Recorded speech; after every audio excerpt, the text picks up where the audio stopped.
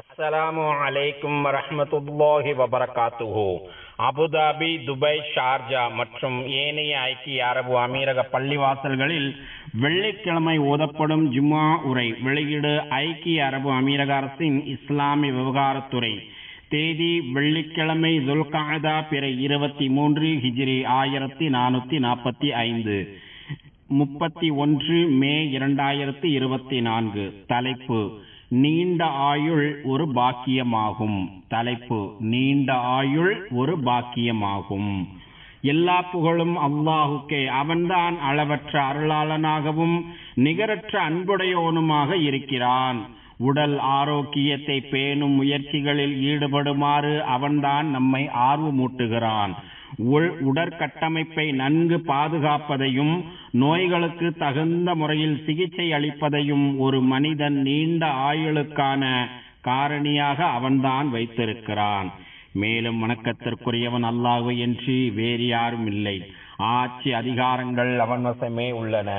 அவனுக்கு யாதொரு இணையுமில்லை என்று நான் சாட்சி கூறுகிறேன். எங்கள் திருநபி முஹம்மது ஸல்லல்லாஹு அலைஹி வஸல்லம் அவர்கள் அல்லாஹ்வின் அடியாராகவும் தூதராகவும் இருக்கிறார்கள் என்று நான் சாட்சி கூறுகிறேன். யா அல்லாஹ், எங்கள் தலைவர் நபிகள் நாயகம் ஸல்லல்லாஹு அலைஹி வஸல்லம் அவர்கள் மீதும் அவர்களின் புனிதமிக்க குடும்பத்தினர் மீதும் தியாகம் நிறைந்த தோழர்கள் அனைவர் மீதும் உலக முடிவு நாள் வரை அழகிய முறையில் அந்த தோழர்களை பின்பற்றி நடக்கும் முஸ்லிம்கள் மீதும் இறைவா நீ ஸலவாத்தும் சலாமும் பொழிந்திடுவாயாக. கவனமாக கேளுங்கள். இறைவனுக்கு அஞ்சி நடப்பதை எனக்கும் உங்களுக்கும் உபதேசிக்கிறேன். இறையச்சத்தின் மூலமே உள்ளங்கள் மிகவும் நிம்மதியாக இருக்கும். மேலும் உங்களுடைய ஆளுமை தூய்மையடையும். உங்களுடைய இறைவனை சந்திக்கும் அந்த நாளுக்காக உங்களை தயார்படுத்தும். பரிசுத்த நாயனாகிய அவன் கூறுகிறான், பரிசுத்த நாயனாகிய அல்லாஹு கூறுகிறான், யா அய்யுஹல்லதீன ஆமனுத்தகுல்லாஹ வல் தன்துர் நஃப்சும் மா கத்தமத் லிகத் வத்தகுல்லாஹ் இன்னல்லாஹ கபீரும் பிமா தஅமலூன். நம்பிக்கையாளர்களே, நீங்கள் மெய்யாகவே அல்லாஹுக்கு பயந்து கொள்ளுங்கள். ஒவ்வொரு மனிதனும் மறுமை எனும் நாளைய தினத்திற்காக தான் எதை தயார்படுத்தி வைத்திருக்கிறான் என்பதை கவனித்துக் கொள்ளட்டும். நீங்கள் அல்லாஹுக்கு பயந்து கொள்ளுங்கள். நிச்சயமாக அல்லாஹ் நீங்கள் செய்பவற்றை நன்கு அறிந்தவன் ஆவான் என்று இறைவன் திருமறையில் கூறுகிறான். தொழுகையாளிகளே, ஒரு மனிதனின் ஆயுட்காலம் என்பது அவனுடைய மிகப்பெரிய மூலதனமாகும்.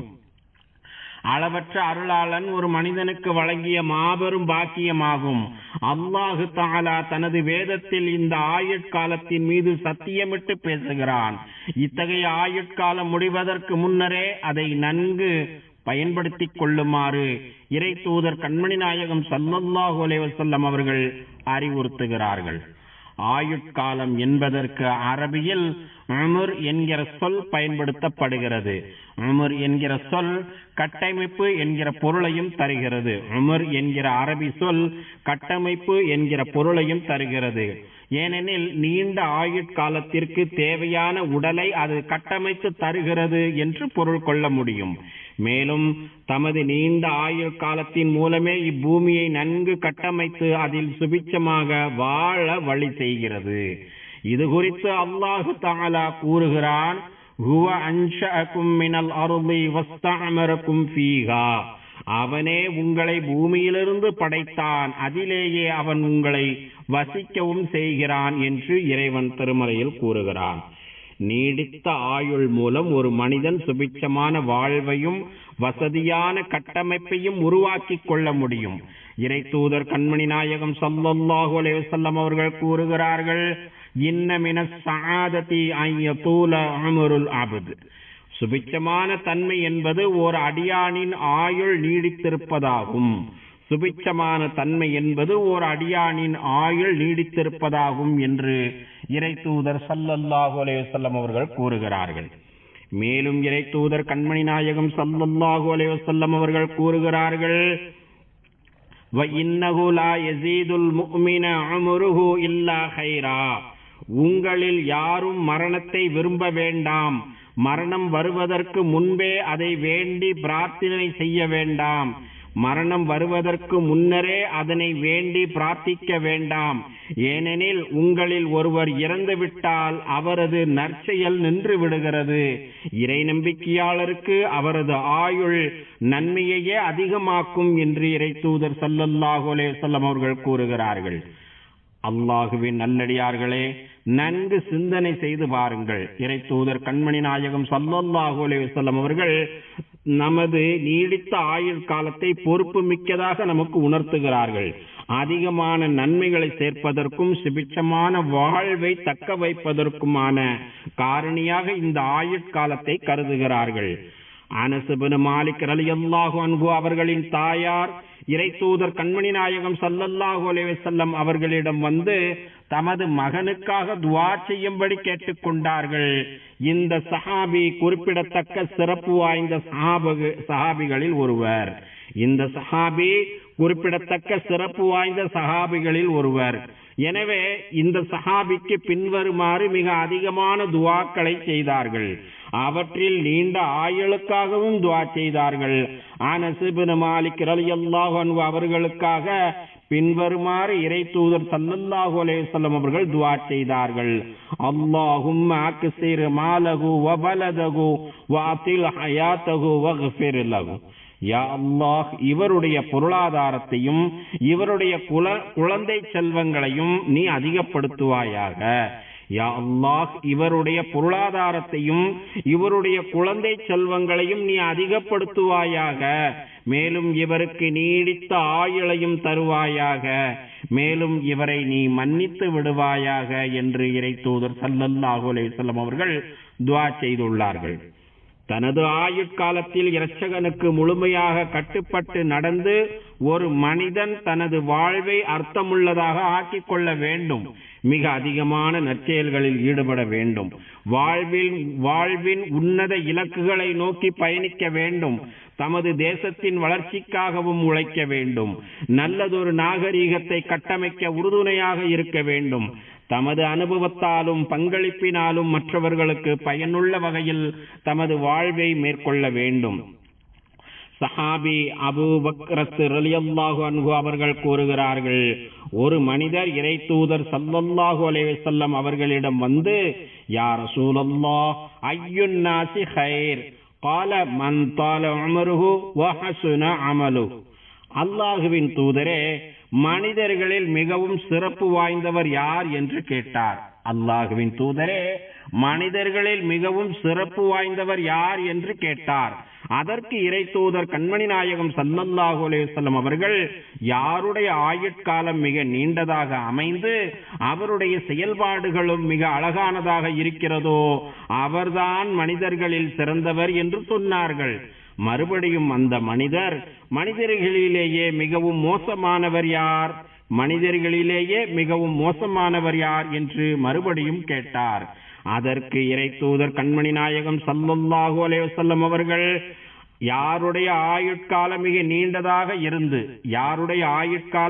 நீண்டதாக இருந்து அவருடைய செயல்பாடுகள் மிகவும் மோசமானதாக இருக்கிறதோ அவர்தான் மனிதர்களிலேயே மிகவும் மோசமானவர் என்று கூறினார்கள். நீடித்த ஆயுளின் முக்கியத்துவத்தை உணர்ந்தே இறை தூதர் கண்மணி நாயகம் ஸல்லல்லாஹு அலைஹி வஸல்லம் அவர்கள் தமது துஆக்களில் ஆரோக்கியமான வாழ்வை தருமாறு தமது இறைவனிடம் மன்றாடி துஆ செய்து வந்துள்ளார்கள். தனது துஆக்களில் பின்வருமாறு மிக அதிகமாக கேட்டிருக்கிறார்கள். அல்லாஹும்ம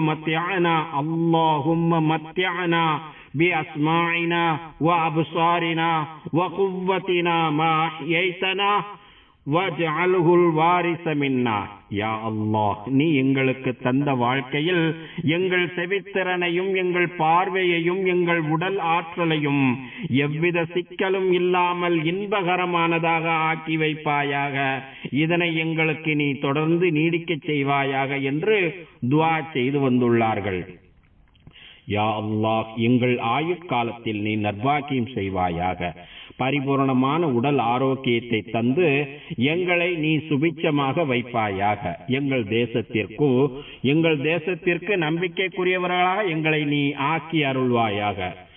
அல்லாஹுவின் நல்லடியார்களே, ஒரு மனிதன் தனது நீடித்த ஆயுளை தக்க வைப்பதற்கு செய்ய வேண்டிய அவசியமான பொறுப்பு என்னவென்றால் அவர் தனது உடல் ஆரோக்கியத்தை நன்கு பாதுகாக்க வேண்டும்.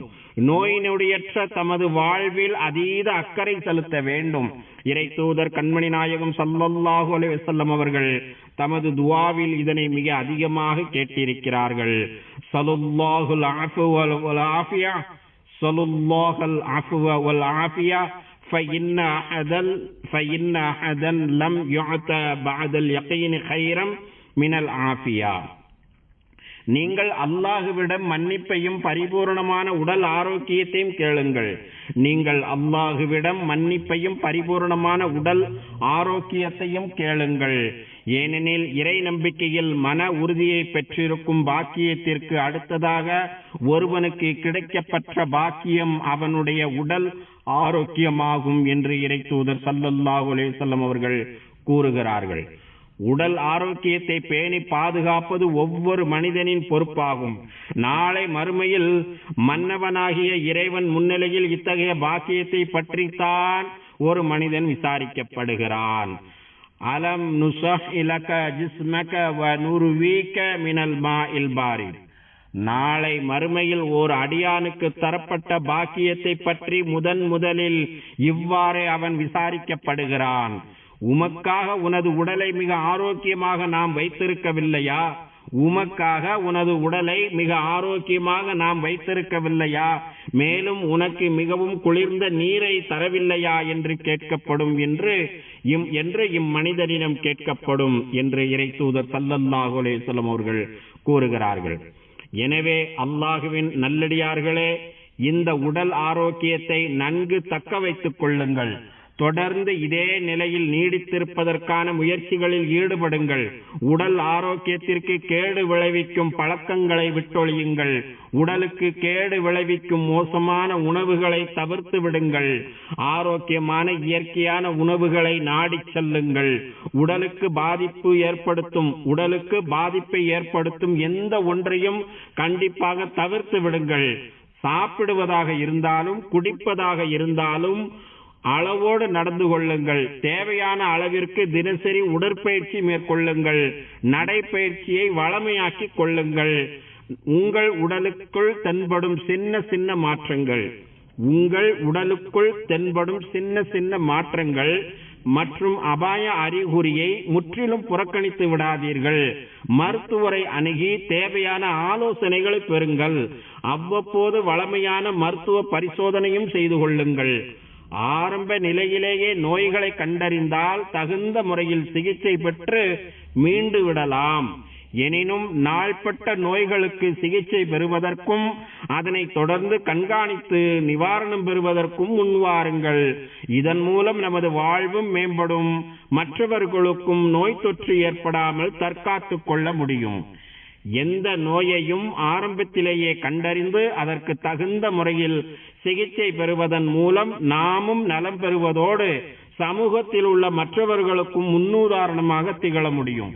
சமூகத்தின் சுகாதாரத்திலும் நாம் அக்கறை செலுத்த வேண்டும். உங்களுடைய இரத்த வழி உறவினர்களோடு இணக்கமாக இருங்கள்.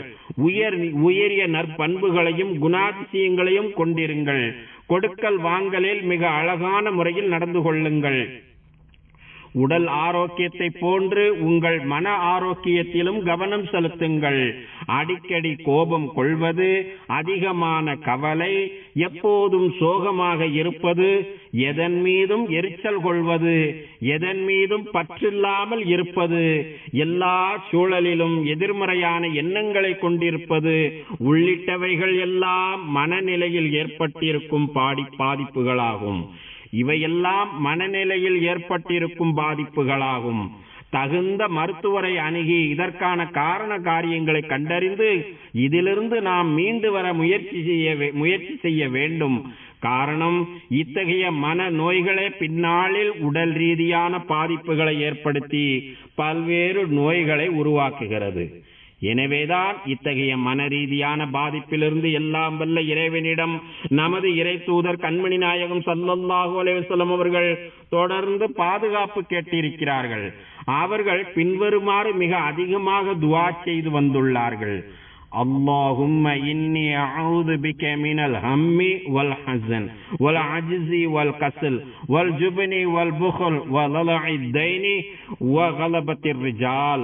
இதன் பொருள், இறைவா, கவலையிலிருந்தும் துக்கத்திலிருந்தும் இயலாமையிலிருந்தும் சோம்பலிலிருந்தும் கோழைத்தனத்திலிருந்தும் கஞ்சத்தனத்திலிருந்தும் கடன் சுமையிலிருந்தும் மனிதர்களின் அடக்குமுறைகளிலிருந்தும் உன்னிடம் நான் பாதுகாப்பு தேடுகிறேன் என்பதாகும் என்று இறை தூதர் ஸல்லல்லாஹு அலைஹி வஸல்லம் அவர்கள் துஆ செய்து வந்துள்ளார்கள்.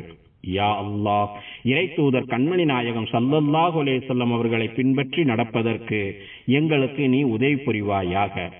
யா அல்லாஹ், உனக்கும் உனது தூதர் முஹம்மது ஸல்லல்லாஹு அலைஹி வஸல்லம் அவர்களுக்கும் நீ யாரையெல்லாம் பின்பற்றி நடக்கச் சொன்னாயோ அவர்களுக்கும் நாங்கள் முழுமையாக வழிபடுவதற்கு எங்கள் அனைவருக்கும் உதவி புரிவாயாக. அல்லாஹ் தனது திருமறையில் கூறுகிறான், யா அய்யுஹல்லதீன ஆமனு அத்தீஉல்லாஹ வ அத்தீஉர் ரசூல வ உலில் அம்ரி மின்கும். ஈமான் கொண்ட நல்லடியார்களே, அல்லாஹ்வுக்கு கீழ்ப்படியுங்கள், இன்னும் அல்லாஹ்வின் தூதருக்கும் உங்களில் நேர்மையாக அதிகாரம் வைப்பவர்களுக்கும் கீழ்ப்படியுங்கள் என்று இறைவன் திருமறையில் கூறுகிறார். யா அல்லாஹ், எங்கள் தலைவரும் எங்கள் நபியுமாகிய முஹம்மது நபி ஸல்லல்லாஹு அலைஹி வஸல்லம் அவர்கள் மீதும் புனிதமிக்க அவர்களின் குடும்பத்தினர் மீதும் தியாகம் நிறைந்த அவர்களின் தோழர்கள் மீதும் ஸலவாத் என்னும் இரட்சத்தையும் சலாம் என்னும் அமைதியையும் பரக்கத் என்னும் நற்பாக்கியங்களையும் தந்தருள்வாயாக. மேலும் நல்வழி காட்டும் ஹலீஃபாக்களாகிய அபூபக்கர், உமர், உஸ்மான், அலி ரலியல்லாஹு அன்ஹும் ஆகியோர்களையும், சங்கை நிறைந்த அனைத்து தோழர்களையும், அவர்களை தொடர்ந்து வந்த தாபியீன்களையும், உலக முடிவு நாள் வரை இவர்களை அழகிய முறையில் பின்பற்றி நடக்கும் முஸ்லிம்களாகிய எங்கள் அனைவரையும் நீ பொருந்திக் கொள்வாயாக. யா அல்லாஹ், இந்த தேசத்தின் ஜனாதிபதி மாண்புமிகு ஷேக் முஹம்மது இப்னு ஜாயித் அவர்களுக்கு அனைத்து நல்ல முயற்சிகளுக்கும் நீ உதவி புரிவாயாக. யா அல்லாஹ், மாண்புமிகு ஷேக் ஜாயித், மாண்புமிகு ஷேக் ஜாயித், மாண்புமிகு ஷேக் மக்தும் மற்றும் மாண்புமிகு ஷேக் கலிஃபா பின் ஜாயித், மேலும் ஏனைய அமீரக ஆட்சியாளர்கள் உனது பொருத்தத்தை நோக்கி உன்னிடம் வந்து சேர்ந்த காலம் சென்ற ஆட்சியாளர்கள் அனைவருக்கும் நீ அருள் புரிவாயாக. யா அல்லாஹ், எங்கள் தந்தைமார்களுக்கும் தாய்மார்களுக்கும் நீ கிருபை செய்வாயாக. மேலும் எங்கள் இரத்த வழி உறவினர்களுக்கும் யாருக்கெல்லாம் நாங்கள் கடமைப்பட்டு இருக்கிறோமோ அவர்களுக்கும் நீ கிருபை செய்வாயாக. அல்லாஹுவின் அடியார்களே, மகத்தான அல்லாஹுவை நினைவு கூறுங்கள். அவன் உங்களை நினைவு கூறுகிறான். அவன் வழங்கிய அருட்கொடைகளுக்கு நன்றி செலுத்துங்கள். அவன் அதனை உங்களுக்கு மேலும் அதிகப்படுத்தி கொடுக்கிறான். தொழுகையை நிலைநாட்டுங்கள். ஸதக்கல்லாஹுல் அலீம். வஸ்ஸலாத்து வஸ்ஸலாம் அலா ரசூலின் நபியில் கரீம்.